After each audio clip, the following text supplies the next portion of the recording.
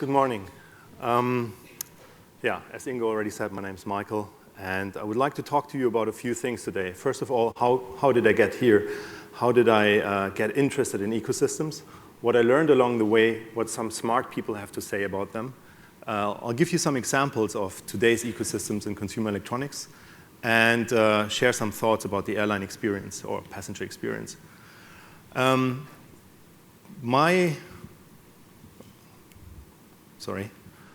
My interest in ecosystems started with joining Philips in 2006 when connectivity, getting digital content via various partners into the living room became a major concern. So users really needed help to connect these devices and to get what they wanted, to get the most out of them.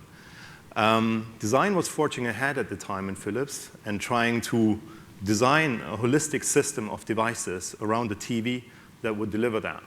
But we failed because ultimately ecosystems are not about making things look the same or designing them in the same way, but they actually have to work together seamlessly.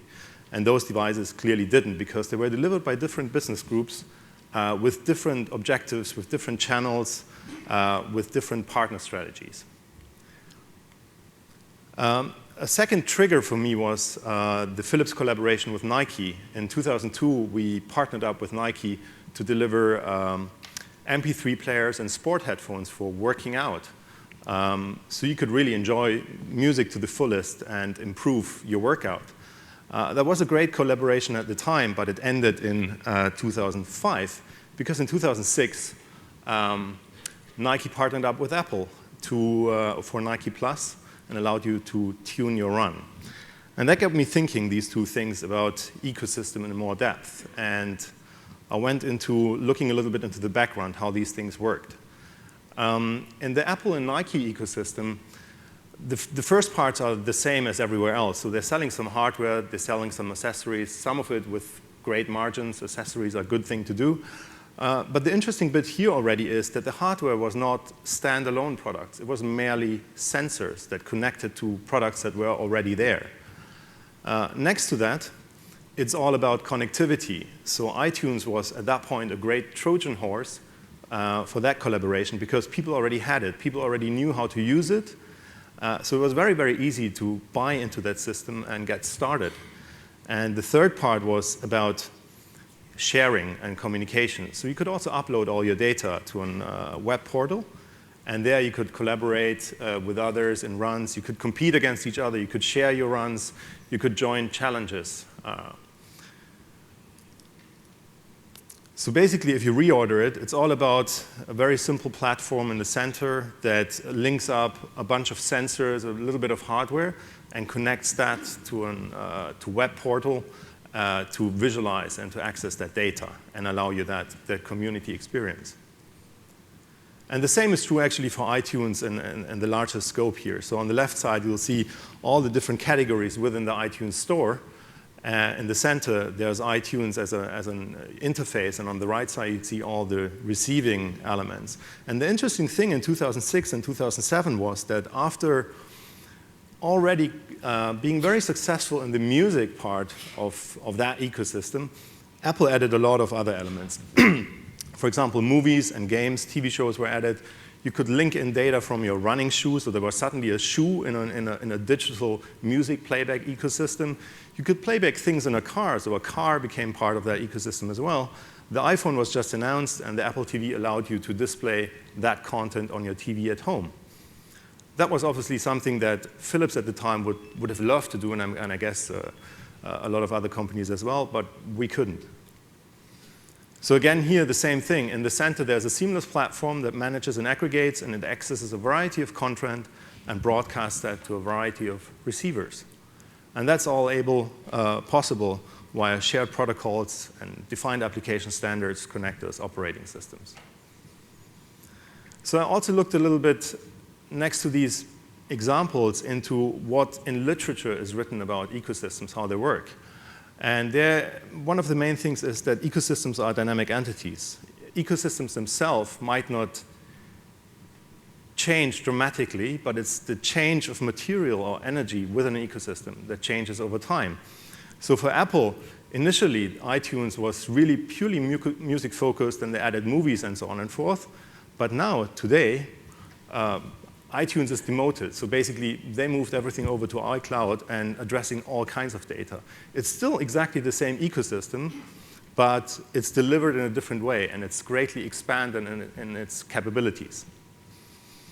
In ecosystems, boundaries are also somewhat closed. That means that they're managed. So there's very clear what are the things that we want to get into them and what not, what to keep in them, and what to allow to get out as well. So for Apple, apart from all the content that you could access or add yourself in iTunes, there was the iTunes Music Store. But over time, they added the App Store, they added books, they added magazines. So the ecosystem is growing in its variety and the offer for everybody that buys into it. Ecosystems are also mutually beneficial. It's all about aligned goals between partners to achieve these aligned goals.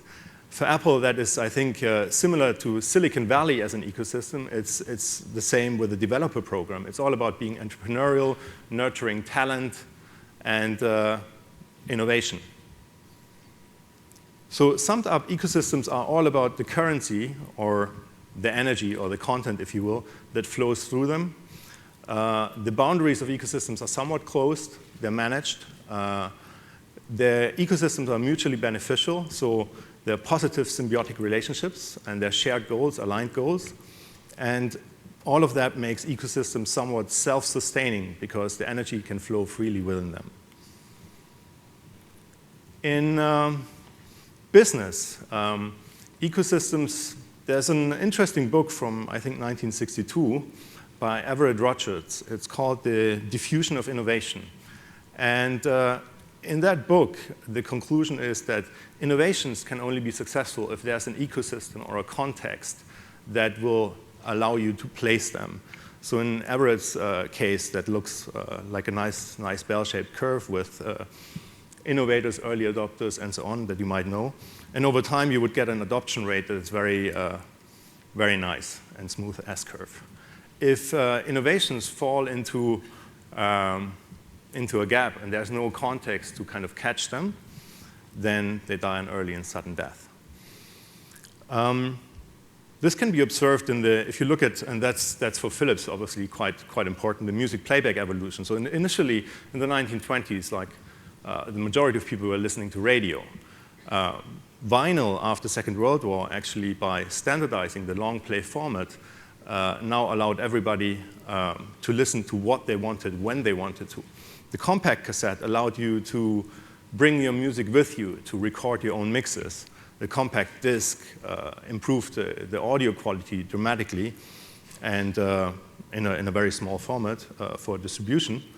Obviously, then in 2001, the iPod, some other MP3 players before that, revolutionized the way or the amount of data that you can actually take with you.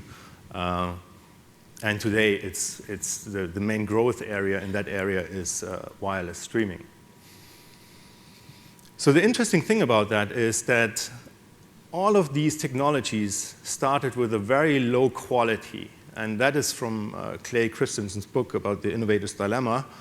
They're all somewhat disruptive technologies within an ecosystem that changed the ecosystem dramatically at their time. Initially, everybody disregarded them because they're like MP3s. I mean, they're low quality. I mean, that's not the right way to kind of play back music. But over time, from a lossy MP3 format today, we got a lossless format. And basically, the same is about to happen with streaming music. At the moment, streaming music might not be of a great quality, but imagine 5, 10 years, the quality will be for sure on the same level. One interesting aspect how to observe that in the case, at least, of music formats is Pink Floyd's The Dark Side of the Moon. Because that record is the #2 best-selling record of all time. It was the best-selling long play or vinyl in the 1960s. In the 1980s, mid-1980s, when CDs became affordable, CD players, Dark Side of the Moon became #1 selling album again. The same happened in 2007 when music studios and Apple removed DRM from MP3s that were sold in the iTunes Music Store, The Dark Side of the Moon became #1 in 2007. Again, an album that's like 30 years old. Another interesting book about ecosystems and ecosystems in business is a book called The Keystone Advantage. And this is all about, it's based about the biology, about keystone species. And the authors describe a keystone player in an ecosystem as someone or a company that acts to improve the overall health of the ecosystem, and by doing so, benefits and sustain the performance of the firm within that ecosystem. So if you want to become a valuable ecosystem player, you have to choose your ecosystem's strategy. And that's governed primarily by the kind of company that you aim to be, or that you are. And there are 3 main categories within that book. One of them is the keystone player that we already saw in the previous slide. Another one is the dominator that is integrating horizontally or vertically and trying to capture most of the value and the direction setting within an ecosystem. And the third ones are niche players. Niche players are mainly dependent on technologies of others. So for Philips, for example, the Apple ecosystem is quite important because we can leverage Apple's technology and Apple's marketing and can basically deliver products that deliver on that promise to consumers. In that book, at the time, it's from 2004, Enron was the classic dominator, maybe not a good example anymore. Walmart, Microsoft were examples for keystone players. I mean, Microsoft today and what you see happening probably is a good example of a company that once was a very, very important keystone player. I think they still are in some areas, but in the consumer area, they're really struggling in the long run to keep that position. Apple is usually a company that people in the past associated a lot with hub landlords or within the dominator category. Today, we see them moving a little bit more towards the keystone area because they also can't deliver everything themselves, so they need to partner up with lots of other companies as well. But no matter what kind of company, what kind of role you're playing in an ecosystem, ultimately it's all about increasing ecosystem productivity by creating value within that ecosystem. Otherwise, partners will leave over time because there it's all about sharing that value with other participants in the ecosystem to keep the ecosystem alive and self-sustaining over time. So how can you talk about the value of an ecosystem if you want to get into partnering up with certain companies? One way to look at it is the amount of content, or you could call it currency or energy, that flows through an ecosystem. So that's a graph about, the blue line is the iTunes music download rate from the first month on the left to we're now in 76 months after they launched it, versus the red line are the apps that have been downloaded since launch. A second metric to look at the value of an ecosystem is the network effect. Especially in the beginning, is an ecosystem big enough to sustain growth? When can I recapture value or investments that I have to do in order to become a participant there? And the third one is biodiversity mutation. So how different are the solutions or companies that are part of an ecosystem, and how easy is it to experiment with an ecosystem to evolve it? So this is all about longevity, because if things don't evolve, they get stale and die. So something more interesting maybe, like how is that applied today? One example there is, and you might know that from Belkin, it's a system called Wemo. It's all about home automation in a very simple way. So it's light up your room by just walking into it, make coffee before you get out of bed. Your home has its own application. And they do that by delivering basically two pieces of hardware. One of them is a motion sensor. The other one is a remote controllable plug. And there's an application that you can put on your phone. And that allows you to turn on and off things that are attached to that plug. So you can say light on, light off. You can do that while you're at home. You can do that while you're away. You can check if things are on or off. The motion sensor allows you to tie into that and say, turn it on or off if there is motion or if there's no motion, basically. So it's less to worry about. It's about peace of mind. It's about you can automate as much or as little as you want. Now, by itself, that's a little bit boring because before smartphones, that has been already delivered by proprietary little technology in all the DIY stores, like home improvement stores. You can buy those little remote controls to control power outlets or lamps. They partnered up with a website with a company called IFTTT. That's a small San Francisco startup that means if this, then that. And that website allows you to create simple recipes, they're called, of triggers that translate into actions. The interesting thing here is exactly the same story as with ecosystems and Apple and ecosystems in general. So there are some triggers, and in the center you have a platform that is if this is then that, and that triggers the action ultimately. Again, standard protocols and so on. As of this week, there are for Belkin Wemo, and those are all the green icons are Belkin Wemo recipes or ingredients, so to say, and all the other icons are from other partner services like Gmail or Twitter or Pinterest or the weather report and so on and forth. And as of this week, there are over 100 user-generated recipes already online that you can either use or you can create your own recipe. Just a few examples. So the first one is turn on the light when the sun sets. Now, since this is based on a smartphone, it knows exactly where you are. So there is weather data, there's data of when the sun is setting and when the moon is up and so on. And you can use that data. As you don't have to create another piece of hardware to actually get this data into the system. You can already utilize what's already there, simply because it's connected on a smartphone platform. You can turn on a siren if it's attached to the plug, if your stock price goes over or under a certain level to alert you. So I'm not making this up. So these are user-generated recipes, right? You can check that online. Or it can tell you when it's time to clean the litter box of the cat. So you just put a motion sensor in front of that litter box, and you count how many times the cat goes in and out. And you say, after 5 times, tell me, and send me an email.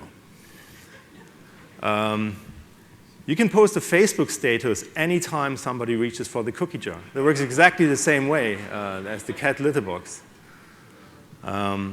Or you can turn simple things. Turn on the fan if it's above 75 degrees outside. Again, that's weather data. It's already available. You can just tie it into that system. Now, I want to close with a few thoughts. I'm not from the airline industry. I'm a designer. I'm in the consumer electronics industry.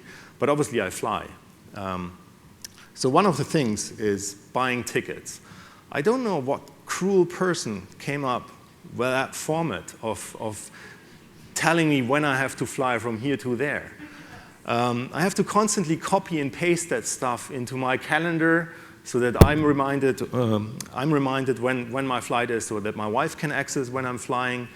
It's not working, right? I would love to connect there with someone, with the airline. They don't.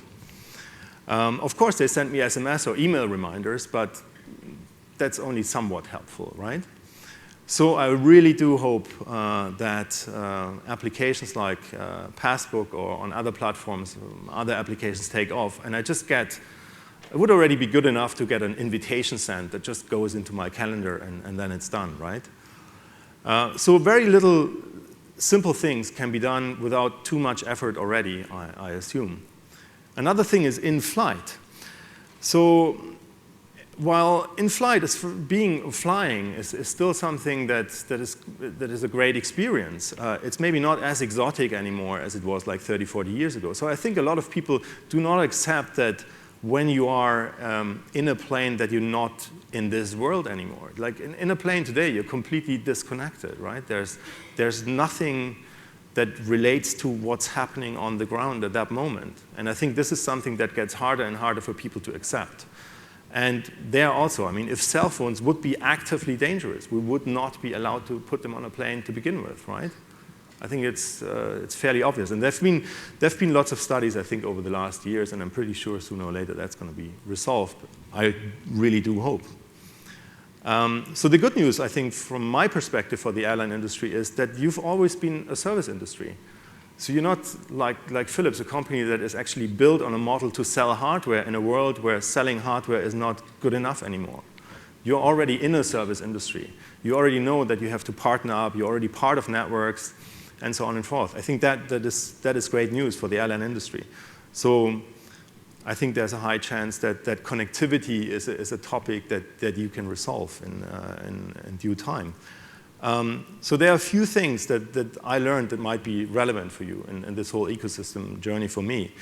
Focus on the customer, on the passenger. So services can be optional, but connectivity is a basic thing today. It's like a power outlet at home, right? People disconnected, they get uncomfortable. It's just the way it is.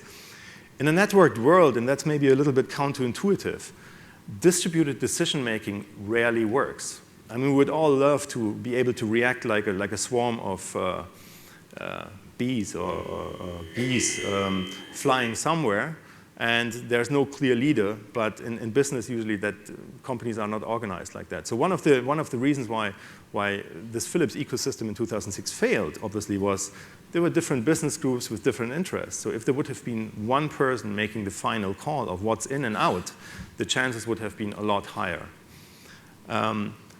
Platform evolution, continuous improvements are expected today. I mean, if you followed the Amazon announcement of, I think, last week or 2 weeks ago, it's what Jeff Bezos said. It's not about selling you a piece of hardware. So actually, it's about that hardware being useful to you over 1 or 2 years and getting better with time. So collaboration has never been more important. There are no standalone products anymore, only experiences, and people don't buy systems. So it's very difficult to sell holistic systems if you only first buy a little piece and then later maybe a second. That's it from me. Thank you very much.